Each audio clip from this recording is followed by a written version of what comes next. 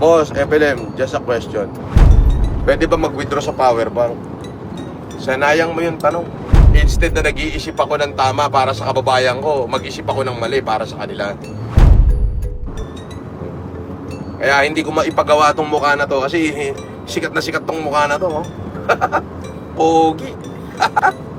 Di ba?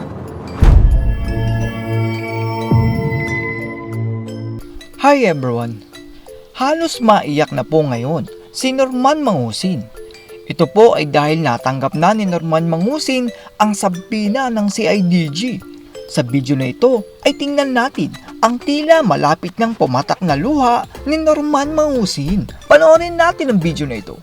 Nagumpisa ang video sa tila papaiyak na si Norman Inidoro dahil sa sabina na kanyang natanggap na paniguradong hindi niya malulusutan. At saka, tignan nyo mabuti yung iniidolo nyo. Tignan nyo muna kung may napatunayan na ba. Actually, kahapon, may mga nakita akong kumakalat na video. Pinadala sa amin, pinadala sa akin, pinadala kay Casper, pinadala sa buong team namin. Na doon ko lang nakita kung gaano pala kababoy ang isang uhuging vlogger na makagago. Oo. Naglabas ka ng uten. Mukhang tinutukoy naman ni Norman Inidoro ang kanyang sarili sa kanyang mga sinasabi. Paanong nagko-contradict? Unang-una, bastos ang bunganga mo. Bastos ang pagkatao mo. Malasubas ang bunganga mo. Bunganga pa lang yun, ha? Pangatlo, masasabi ko ikaw ang hari ng mga dorobo. Oo. Bakit?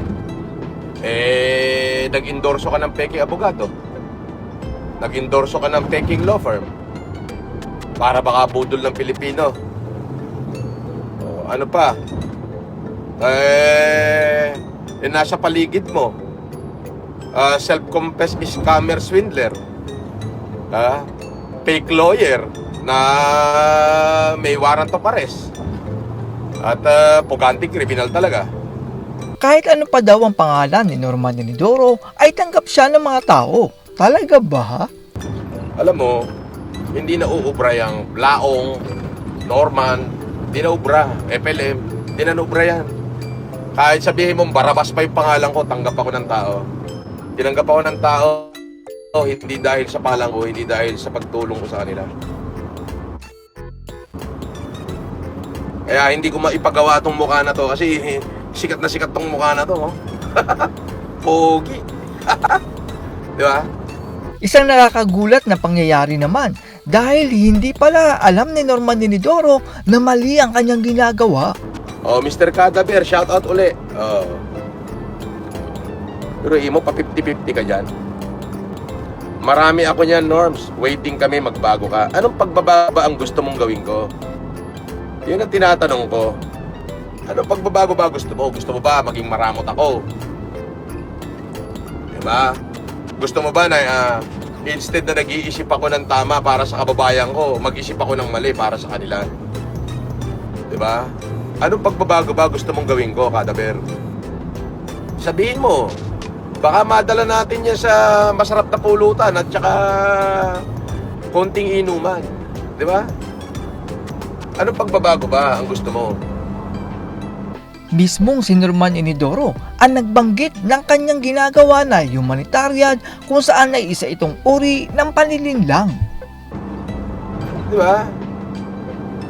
Nangi-scam. Baka yan ang gusto mo sabihin baguhin ko. Aba, sino ba ang in-scam ko sa mga panahon na to na nakalaya, mula nung nakalaya ako?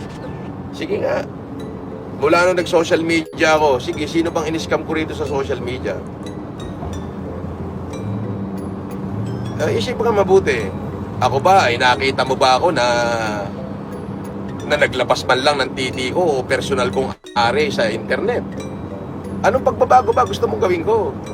Kung hindi nyo po alam, ay si Norman Inidoro ay merong teknik na tinatawag na humanitarian kuno.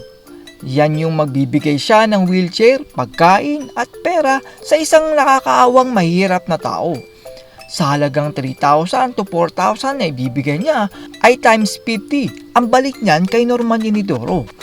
Ito ay dahil maaawa ang mga OFW sa isang matandang lulugo-lugo na at tila nasa dapit-tapon na ng kanyang buhay. Dahil sa nakakaawang itsura ng matanda, ay malulungkot ang isang OFW at mahahabag kung saan ay magpapalipad sila ng limpak-limpak kay Norman Inidoro. Ang masama kasi nito ay akala ng mga OFW ay tutulong ni Norman Inidoro yung pera na ipalilipad nila. Yun pala ay sinasamantala ni Norman Inidoro ang nakakaawang matanda upang mabitag ang mga OFW. Pinaglaruan naman si Norman Inidoro ng netizen kahit kita naman ng netizen na burido si Norman Inidoro. Oh, mamaya ako magsha-shoutout ha. Boss, FLM, just a question. Pwede ba mag-withdraw sa power bank? Sanayang mo yung tanong. Oh, pero sige, kanina ka pa type ng type yan. Sagutin ko na yan. Oh, pwede ka mag-withdraw sa cellphone mo. Ganon. Pwede. Mag-withdraw ka ng power, papunta naman doon sa battery ng phone mo. Pwede. At meron nga palang may bangkong power bank.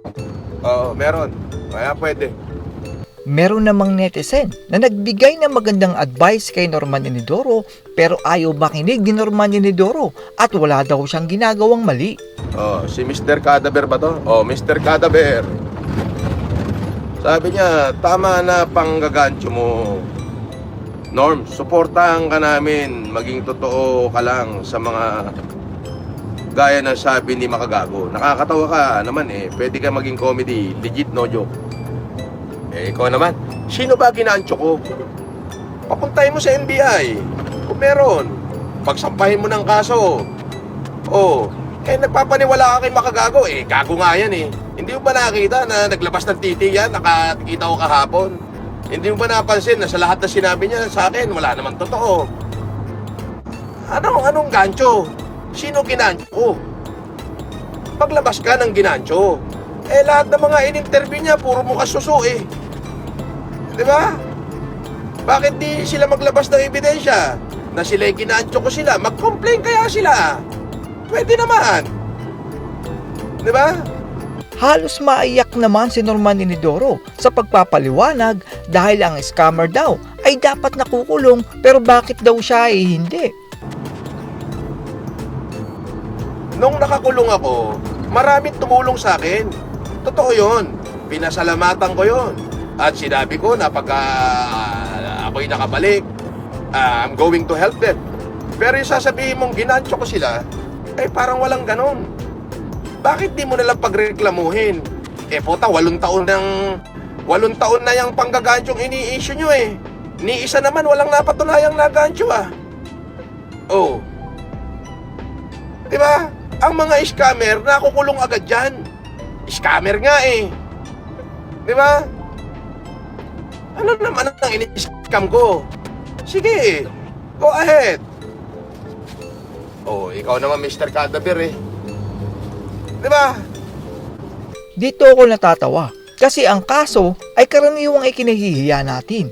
Pero sa pagkakataong ito ay ipinagmalaki ito ni Norman Inidoro at nakulong pa daw siya. Sinapahan ako ng inciting to sedition. Oh, sinapahan ako ng inciting to sedition in relation to rebellion. Meron akong dinidig na kaso na human trafficking. Meron ako economic sabotage, may anti-alias law, may anti-passport law, sandabakbak na bawsi, sandabakbak na estapa ko no. Pwede ba naman yung nang estapa ka tapos ipapakita mo cheque na blanco? Na walang presyo, walang pirma? Ano yun? Diba? Dismiss naman lahat, acquitted naman ako lahat. So anong kaso? Asa ng scam? Lalawakan mo utak mo. Magkwentuhan tayo rito, hindi kita i-ignorin. Diba? Gusto mo mag-comment ka dyan, babasahin ko kahit walang palipad. Pwede naman. Halos maiyak naman si Norman Inidoro dahil yung mga kalukuhan niya ay tila lumulutang na parang kahoy sa ilalim ng tubig.